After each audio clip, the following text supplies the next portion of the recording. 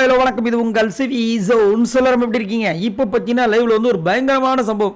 Big pass இது உங்களுக்கே நல்லா இருக்கா?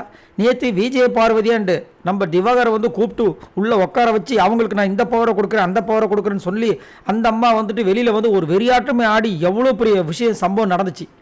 இப்போ என்னடானா எல்லாரையும் கொம்பு செய்கிறார். குறிப்பாக பார்த்தீங்கன்னா இந்த சப்ளையர்ஸாக இருக்கிற பிக் பாஸ் வீட்டாரோ எல்லாரையும் கொம்பு செய்விட்டே இருக்கார். இன்றைக்கி என்னென்ன வெடிக்க போதும், அதனால தான் சபரி வந்து ஒரு ருத்ர தாண்டம் ஆடுறாப்புல. என்னென்னா பிக் பாஸ் வந்து எல்லோரும் ரிவ்யூங் ஏரியாவுக்கு வாங்கன்னு சொன்னோன்னே எல்லோரும் வந்து உட்காடுறாங்க.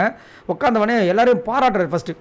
எப்பயுமே ஃபஸ்ட்டு வந்துட்டு பால் கறக்கணும்னா அந்த மடியை 2 தட்டு தட்டுவாங்க, கழுவாங்களா அந்த மாதிரி, ஆற வெட்டுறதுக்கு முன்னாடி ஒரு இது பண்ணுவாங்களா அந்த மாதிரி.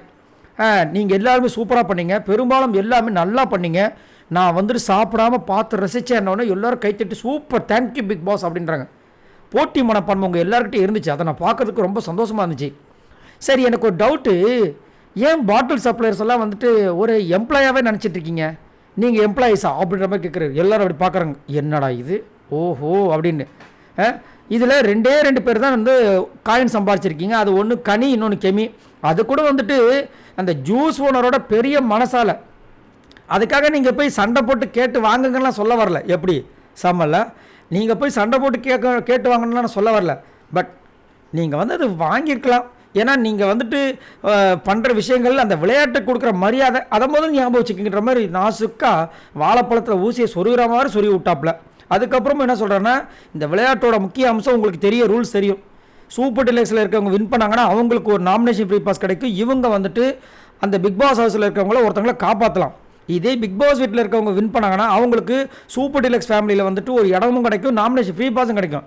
இவ்வளோ பெரிய விஷயம் இருக்குது. ஆனால் இங்கே இருக்கிற ஓனர்ஸ் தான் வந்து அதுக்கு உண்டான விஷயங்களை பண்ணுறாங்களே தவிர, அதாவது சூப்பர் டிலக்ஸில் இருக்கவங்க தான் பண்ணுறாங்களே தவிர அந்த காயின் கலெக்ட் பண்ணுற விஷயங்களை ஏன் சப்ளைஸ் நீங்கள் பண்ண மாட்டீங்க? ட்ரக்கு எப்போ வேணாலும் வரும், சரிங்களா? அதே மாதிரி நேரத்தில் வந்து நம்ம விக்கல் விக்ரம் உயிரை கொடுத்து பண்ணார். என்ன கிடைச்சது பலன்? பிரவீன்லாம் நான் பார்க்குறேன் கேமராக்குள்ளே பூந்துருப்பார் போல இருக்குது, அந்தளவுக்கு பண்ணார். என்ன பலன்?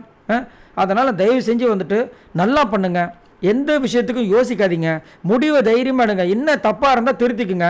நான் சொல்கிறேன், இல்லைன்னா நான் கேட்குறேன், இல்லைன்னா திட்டுறேன், வாங்கிக்குங்களேன். என்ன நடந்துட போகுது?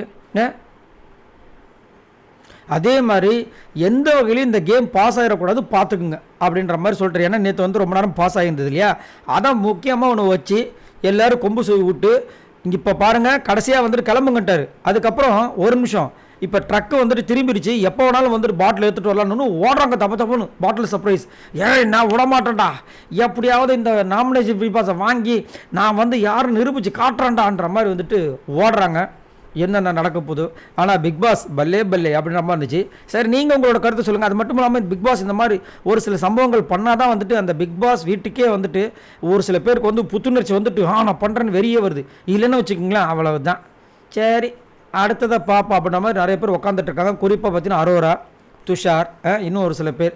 உங்களோட கருத்தை சொல்லுங்கள். இந்த மாதிரி நிறைய வீடியோஸ் உங்களுக்காக காத்துட்டு மறக்காமல் சப்ஸ்கிரைப் பண்ணுங்கள். பாய் நண்பர்கள்.